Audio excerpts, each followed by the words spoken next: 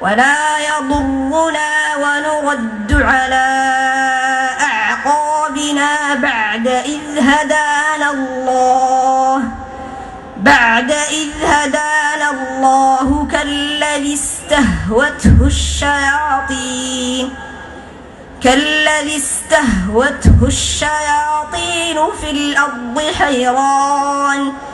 في الأرض حيران له أصحاب يدعونه إلى الهدى ائتنا.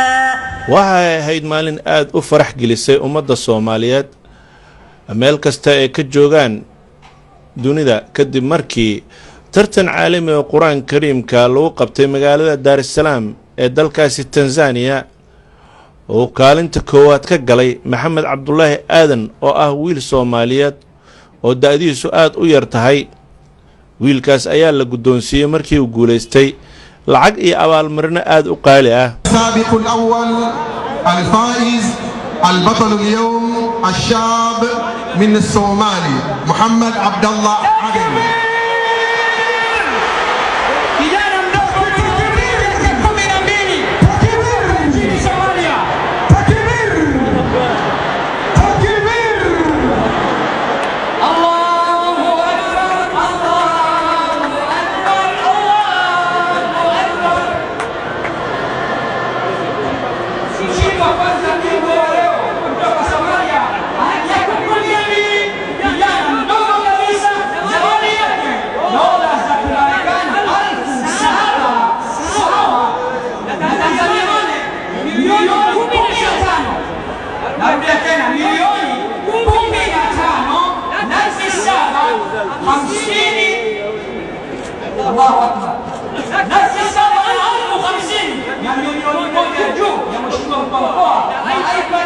tartanka Quraan Kariimka ayaa waxaa ka soo qayb galay in ku dhow 20 dawladood oo Afrika ka kala socday waxaana soo qaban qaabiyay tartankan caalamiga ah Quraan Kariimka Sheekh Cabduqaadir Maxamed Axmed Al-Ahdali oo ah aasaasaha markaska Al-Xigma xaruntiisu tahay magaalada Dar es Salaam ee dalkaasi Tanzania.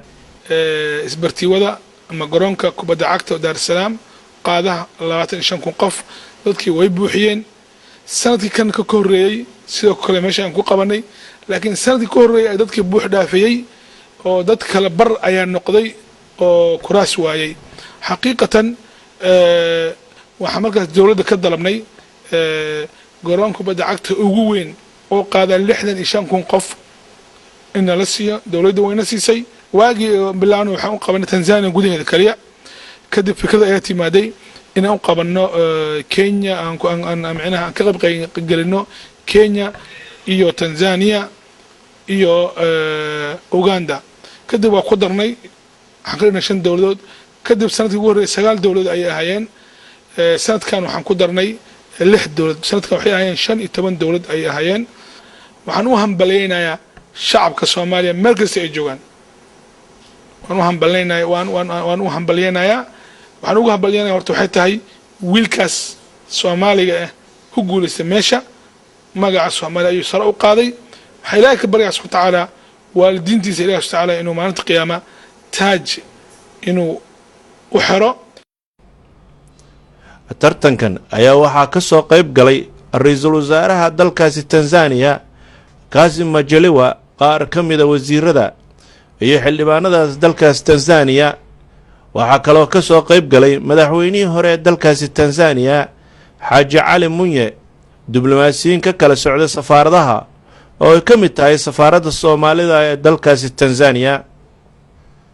konsulka safaaradda Soomaalida u fadhiya dalkaasi Tanzania mudane Cabduqaadir Maxamed Yuusuf Burgal iyo qaar ka mid ah jaaliyadda Soomaaliyeed ayaa u tahniyadeeyay Maxamed Cabdullaahi oo ahaa wiilkii ku guuleystay. Cabdifataax Jaamac Universal TV Dar es Salaam Tanzania.